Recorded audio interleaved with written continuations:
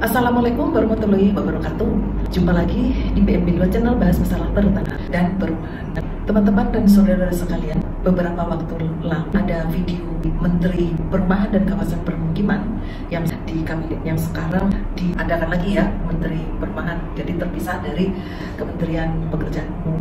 Nah, Menteri PKP itu yang saat ini videonya sudah viral, dilihat dan ditonton masyarakat seluruh Indonesia, di mana menteri ini mengatakan bahwa mau bagi-bagi rumah gratis, mau membangun rumah gratis, yang ternyata tanah yang akan digunakan membangun rumah gratis itu tanahnya Pak Menteri sendiri, sedangkan yang membangun itu adalah pihak swasta. Nah, dengan demikian rumah gratis ini, rumah yang dibangun oleh pemerintah diberikan kepada masyarakat, atau lebih tepatnya sebetulnya kalau memang semua itu mulai dari tanah dan yang bangun itu bukan pemerintah, yang mestinya itu bukan termasuk ke dalam program pemerintah, tetapi itu adalah CSR dari perusahaan yang bersangkutan, itu lebih tepatnya ya, karena bagi pengembang besar kan itu memang wajib ada CSR. Nah, apakah CSR ini dibuatkan dalam bentuk rumah terus diberikan secara gratis, ya sesuai aja dengan aturan yang berlaku, tapi ini bukan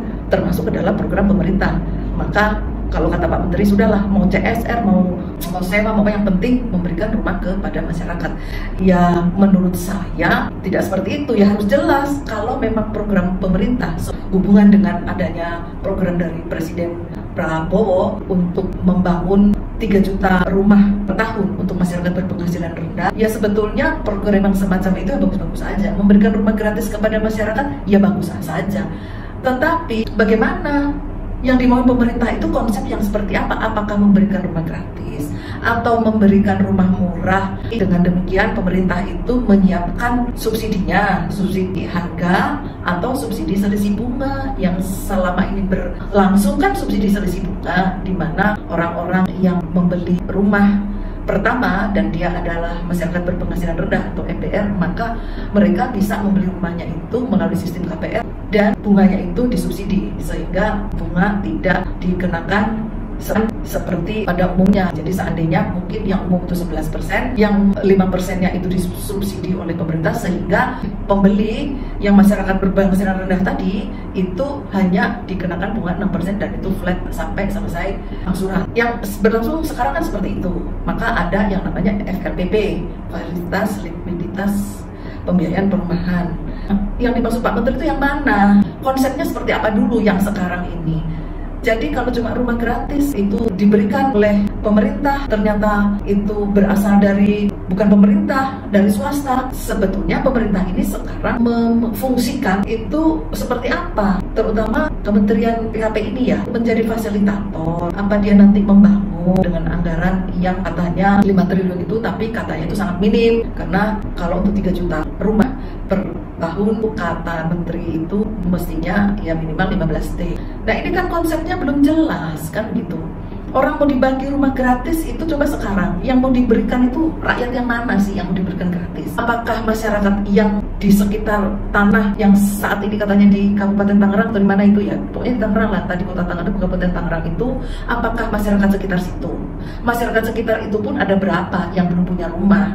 Yang MBR itu berapa, yang miskin itu berapa. Nah, di atas tanah itu nanti akan berdiri berapa rumah yang kemudian akan dibagikan kepada masyarakat secara gratis itu. Walaupun menurut saya itu sebenarnya bukan dari pemerintah ya, itu CSR perusahaan, hanya Pak Menterinya aja yang ngomong gitu. Tapi sebetulnya itu CSR. Nah, CSR itu wajib kan gitu, nggak usah menterinya melakukan pengumuman kemudian ini gratis-gratis, itu memang wajib. Apalagi yang melakukan adalah pengembang perumahan. Sejauh ini justru sudah berapa CSR yang sudah disisihkan untuk memberikan rumah di sekitar katakanlah masyarakat yang terdampak dari proyeknya dia. Apalagi itu tanahnya bukan tanah dia, tanahnya Pak Menteri, dia cuma membangunkan saja. Kalaupun mau dibagi, yang mana yang nanti akan kebagian? Jadi nanti bukan membuat kemanfaatan, kalau begini caranya itu malah membuat kegaduhan nanti. Karena masyarakat juga banyak yang belum punya rumah gitu. Nah, sekarang mau dibagi yang mana? Kan itu harus dibuatkan dulu dasar pendataannya. Ya seperti bantuan sosial harus ada datanya dulu. Ini jadi sebentar Pak Menteri bilang gratis, sebentar nanti bilang katanya anggarannya itu kurang cuma 5T. Nah, satu lagi pertanyaan saya, kalau memang dana 5T kurang, itu pemerintah itu mau ngapain? Atau membangun, atau pemerintah itu membangun sendiri rumah itu di program 3 juta rumah itu, apakah pemerintah ini juga membangun? Nah, kalau pemerintah membangun kan pemerintah itu tidak menjual rumah itu, karena itu sebagai barang milik negara yang ketika itu akan dilepaskan ada aturannya. Tidak demikian tiba-tiba pemerintah bisa menjual. Maka selama ini pemerintah itu memberikan subsidi, pelaksanaannya adalah tetap pengembang, tapi mestinya pengembang yang level UMKM, bukan pengembang besar untuk nanti masuk di perumahan subsidi itu atau perumahan murah. Terserah pemerintah itu mau memberikan bantuannya, subsidinya di mana. Tapi kalau pemerintah yang bangun itu tidak bisa dijual, pemerintah bisa menyewakan. Nah, sekarang sebetulnya yang dituju oleh pemerintah, yang dimaksud oleh pemerintah itu mau memberikan rumah itu mau disewakan atau dimiliki atau disewakan saja. Yang jelas kalau yang dibangun pemerintah ya pasti hanya disewakan, tidak untuk dijual dan dimiliki. Ya, jadi konsepnya itu yang jelas dulu, sehingga justru informasi yang diberikan oleh menteri ini justru tidak membuat kegaduhan, karena hal-hal yang belum siap sebetulnya untuk diumumkan dengan namanya rumah gratis itu. Kalau memang diberikan gratis, ya tetap itu harus semua masyarakat berpenghasilan rendah atau masyarakat yang miskin itu berarti harus diberikan semuanya gratis. Maksudnya sampaikan dulu konsepnya yang mau dimau itu apa betul-betul mau diberikan secara gratis gitu. Siapa yang mempunyai hak nanti untuk mendapatkannya? Kalau menurut data dari BPS, Badan Pusat Statistik, backlog perumahan itu di tahun 2023 kan ada kalau tidak salah 9,9 juta. Backlog perumahan itu artinya selisih antara yang membutuhkan rumah dan ketersediaan rumahnya. Nah, itu ada 9,9 juta. Berarti ada 9,9 juta yang seharusnya mereka itu memiliki rumah, tetapi ketersediaan rumahnya itu belum ada. Jadi sekarang makanya harus dijelaskan yang mau atau dimaksud pemerintah itu yang seperti apa, karena yang namanya gratis itu sangat sensitif, mengingat apakah 9,9 juta orang itu akan diberikan gratis semua atau bagaimana, padahal itu masyarakat berpenghasilan rendah, belum lagi yang termasuk masyarakat miskin di bawahnya itu lagi. Jadi apa yang mau ditarget oleh pemerintah ini dengan program 3 juta rumah per tahun itu? Apakah pemerintah itu ikut membangun atau pemerintah itu anggarannya digunakan untuk memberikan subsidi atau bagaimana? Masyarakat yang mana? Datanya yang mana yang mereka bisa menerima gratis loh? Ya memang tidak salah dan itu baik, tetapi ketika piranti-pirantinya itu belum ada untuk melaksanakan program itu, maka sebaiknya ditinjau ulang lah pernyataan-pernyataan itu. Sudah berkoordinasi dengan BTN, sudah berkoordinasi sama kementerian lain, ada Kemendagri kalau nggak salah. Di sini ada Bank BTN, di sini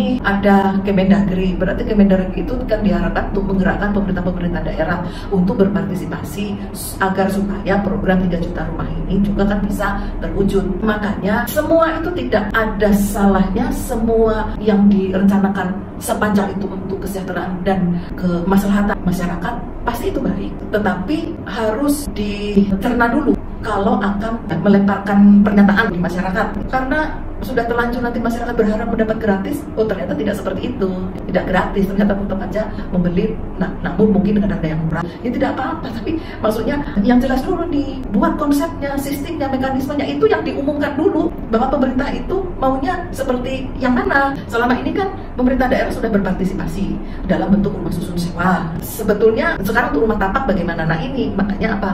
Pemerintah daerah juga harus menyiapkan APBD juga untuk supaya bergotong royong dengan pemerintah pusat dalam memberikan subsidi, sehingga dana subsidi itu memang cukup untuk menyalurkan subsidinya sehingga masyarakat bisa mendapatkan rumah murah. Tapi kalau masyarakat hanya untuk mendapatkan selisih bunga tadi, menurut saya mungkin itu sesuatu yang sebetulnya belum sepenuhnya itu membantu masyarakat, apalagi dengan masa kredit yang begitu panjang. Jadi kalau memang pemerintah benar-benar ingin membuat masyarakat itu sejahtera, terpenuhi kebutuhan dasarnya sesuai dengan konstitusi kita, sandang, papan, pangan. Papan ini adalah salah satu kebutuhan dasar, itu harus dipenuhi oleh negara melalui pemerintahnya, maka tidak juga menutup kemungkinan bentuk subsidinya adalah subsidi selisih harga. Dan juga pelaksananya itu ya karena pemerintah melalui Kementerian PUPR punya Perumnas. Kenapa Perumnas sama sekali tidak terdengar itu dilibatkan di dalam rencana-rencana ini? Padahal kalau kita mencontoh di Singapura, pemerintah itu memang yang menyediakan perumahan, seluruh perumahan untuk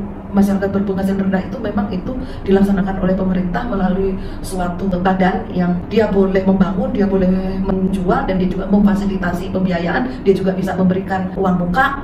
Nah, itu pemerintah di bawah Menteri Pembangunan Nasional di Singapura. Nah, kenapa di sini Perumnas itu tidak dimanfaatkan seperti itu? Ya kalau Perumnas tidak ada dana, ya di situlah fungsi pemerintah memberikan tambahan modal ke situ, sehingga dia juga bisa menjalankan fungsinya sebagai perusahaan milik negara. Kemudian dia berperan menyediakan rumah-rumah untuk masyarakat berpenghasilan rendah. Nah, itulah yang dapat saya sampaikan agar supaya ini menjadi pengetahuan kita bersama, sehingga masyarakat banyak itu tidak terlalu mempunyai harapan yang berlebihan akan mendapatkan rumah gratis. Tapi kalau memang itu diberikan, ya patut bersyukur, dan itu patut juga kita apresiasi kepada pemerintah. Namun demikian, disiapkan dulu piranti-pirantinya, hal-hal apa yang perlu disiapkan, dasar-dasar aturannya, semuanya, SOP-nya bagaimana, mekanismenya bagaimana, sistemnya bagaimana, kemudian dilakukan pendataan masyarakat mana yang bisa mendapatkan, dan kemampuan pemerintah untuk mengadakan itu sesuai dengan kemampuan anggaran tentunya. Kalaupun pihak swasta akan diajak, ya mestinya karena nantinya rumah ini akan dijual, berarti itu yang diajak ya pengembang levelnya UMKM. Nah, sementara pengembang besar kalau juga mau diajak, ya mereka agar supaya memberikan CSR-nya itu untuk ikut berperan serta di dalam penyediaan perumahan untuk masyarakat berpenghasilan rendah. Saya rasa demikian yang dapat saya sampaikan. Terima kasih kepada yang sudah menonton video ini, dan tak lupa juga terima kasih kepada yang memberikan subscribe dan like-nya. Waalaikumsalam warahmatullahi wabarakatuh.